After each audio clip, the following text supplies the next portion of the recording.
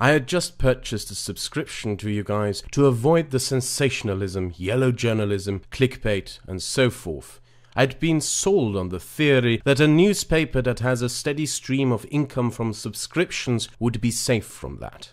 What a joke.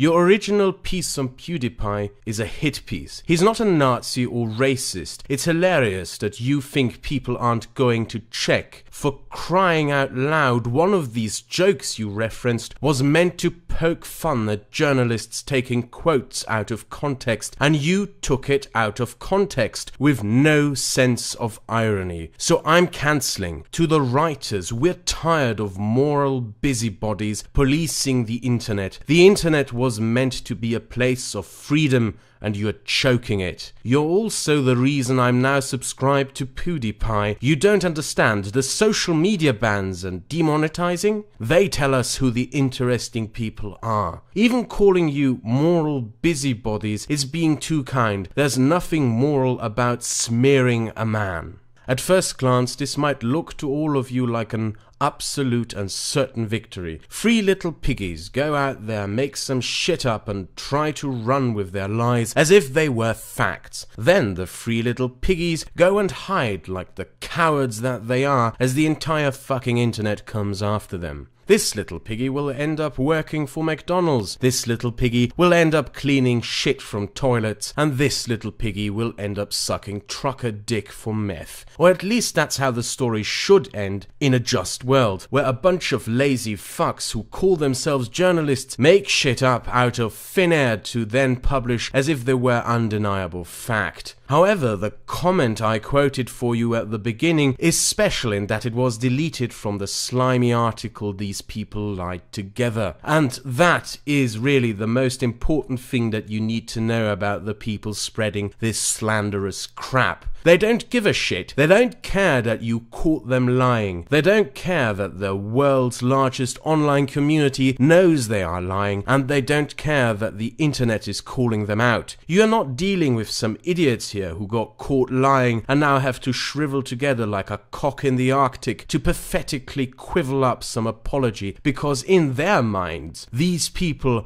are right, no matter how much reality disagrees with them. You're dealing with a closed mind here. People who have come to the conclusion prior to making any investigation or inquiry into a matter that they have made a judgment of. Even though you would expect a journalist to do those very fucking things. And their behavior on the internet has so far underlined that fact. PewDiePie Fool shows the limits of LOLJK, a title, by the way, which the author changed afterwards, but more importantly, what fool? His subscriber count increased and the entire internet is rallying to his help. The same author also tweets, PewDiePie's YouTube reign is over and it's time to retire the just trolling excuse. Reality moves into exactly the opposite of what these people proclaim it to be moving towards to. It doesn't matter to them, and the arrogant, self-aggrandizing confidence with which these self-proclaimed crusaders of decency proclaim their supposed success is almost laughable if what they were attempting to do wasn't so sinister. Look at the follow-up piece published by the Wall Street Journal, and the motivations behind this series of hit pieces will become abundantly clear to you. PewDiePie incident means more scrutiny for influencers, but ad buyers doubt marketeers will pull budgets from all YouTube influencers. Remember that this was published despite the reaction of overwhelming support for PewDiePie. It's almost as if the authors of these pieces knew what the prior piece was being published about and reached their foregone conclusions over what is to come without even taking into consideration how the public would react. This is more than just a lame, slanderous hit piece. It is an attempt to undermine the very basis upon which YouTube has been built, to be an open platform for all sorts of creators to express and share their creative potential. PewDiePie just showed every brand why influencers are dangerous, from Forbes magazine. When did fascism become cool? PewDiePie's antics are the thin end of the wedge. A white guy with a net worth of 124 million making poor brown people hold up a sign calling for genocide is pure banter, isn't it? From The Independent.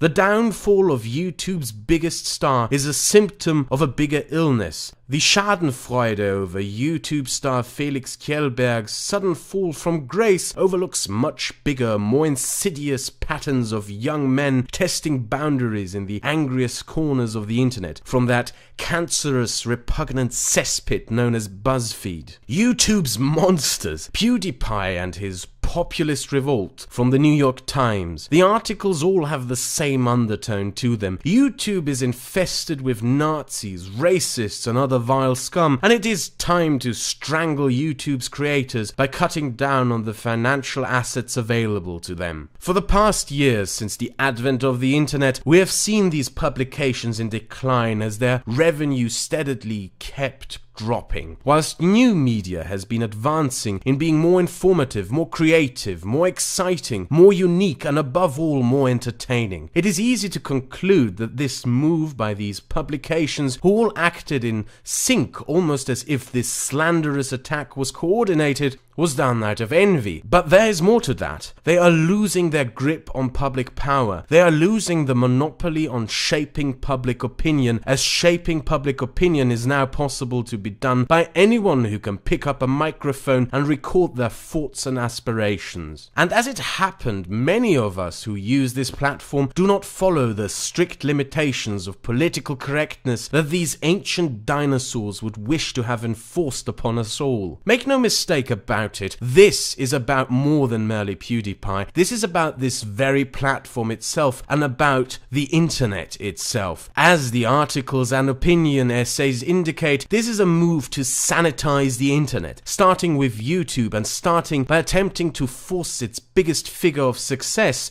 to his knees. Think of every channel you enjoy on this platform, the entertainers, the comedians, the educators, the artists, the provocateurs, the commentators, the scholars. Think of every person on this channel who you have ever watched and enjoyed. All of this is to be replaced with the glorious vision of YouTube that these people wish upon us. 24/7 BuzzFeed questions stereotype A has for stereotype B nonsense, squeaking gibberish lectures on how you are not allowed to have fun and childly friendly cuddly crap. A sanitized YouTube with no controversy, no boundary breaking creativity and expression, just pure monotonous boredom forever and ever. Not because it sells, but because the self-proclaimed prophets of decency proclaim that it sells and should be sold in the name of decency, and because Ratty McWeaselface thinks it's good.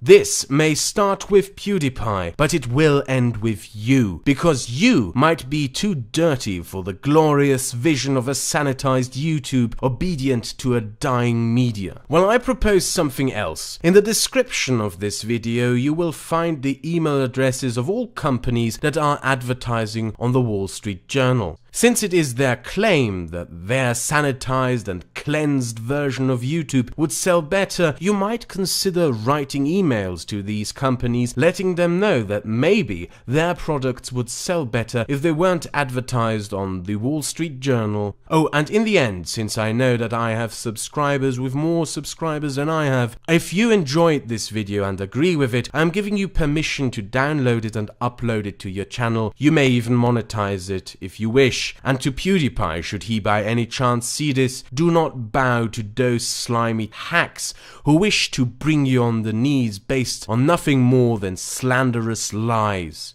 Have a nice day.